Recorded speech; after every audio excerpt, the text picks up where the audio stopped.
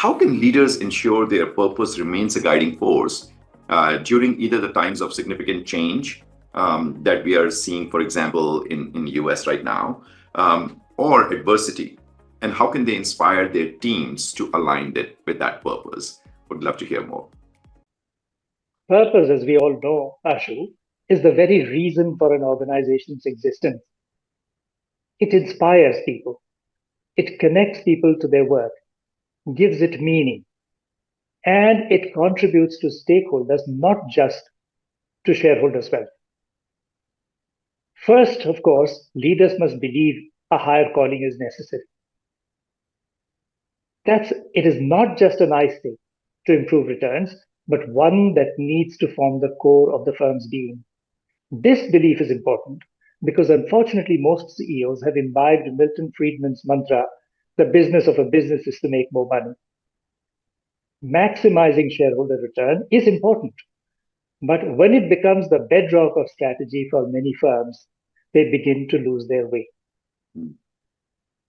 It rarely happens, however, that purpose-driven leadership has lost their way. In fact, there is research to show that companies that have purpose at the core of their being formulate more effective strategies, and they go on to remain profitable for longer periods of time. The second thing is an organization must develop a purpose if they do not have one clearly articulated. A purpose that is unique to the company, to its past, what employees truly value, and one that will help them find meaning in their work. Purpose often remains hidden or unstated in organizations.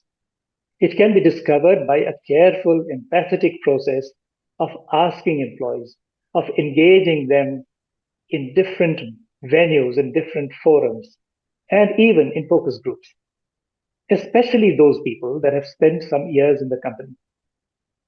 It can be unearthed from the stories that are often told about the past. Of course, it can originate from the founder or the CEO as well. Purpose has to be relevant to the organization's mission, business, and where it aspires to go. Consider Apple's purpose, insanely great technology, right? And that's something that appeals directly not only to what they do, but also to its fanatical fans. And it can certainly be noble, it can be heroic. There's a hospital in South India called Aravind Eye Hospital. I don't know if you've heard the name. Yes, I have. Aravind Eye Hospital's purpose is stated as eliminate needless blindness. Now, that originated from the founder's perspective as a doctor, as an eye care surgeon, when he observed that there is too much blindness that occurs from cataract untreated in time. And this happens more often amongst the poor, amongst the rural people, who either because they do not have easy access to medical care, or because they ignore it as if it was inevitable to become blind at a certain age. In fact, in Tamil, there is a word that says a blind person is all mouth, meaning he only eats, he can't contribute to the family, he can't earn a living. And when a person becomes blind, his longevity diminishes rapidly.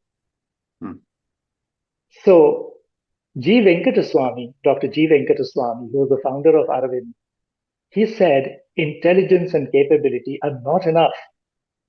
There must be the joy of doing something beautiful. What a lovely way to say that purpose must underpin the work of organizations. Third, for purpose to remain the guiding force, it needs to be reiterated to employees again and again. It is not done by repeating it, but by reminding people, by emphasizing it, by engaging people in it in countless different ways.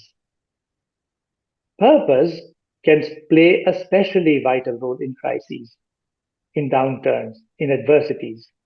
Crises causes panic. Panic causes organizations to disintegrate. And a disintegrating organization exacerbates panic. organizations begin to unravel. Purpose in such situations can act as a glue. Of course, it's not the only thing that matters, but it is certainly one of the most important. Yeah, and there are many ways. Sorry, go ahead. No. Please continue. I was just going to say that the reiteration to employees by getting them on board can be attempted by CEOs and CXOs in many different ways. Through town halls, leaders can talk about it informally with groups of employees. They can share with others how they themselves see it reflected in their work.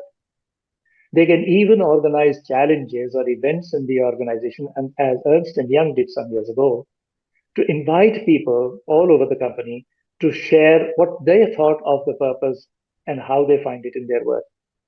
And they created a challenge first by saying, can you create 10,000 ideas? The entire company got together and actually ended up generating 20,000 ideas.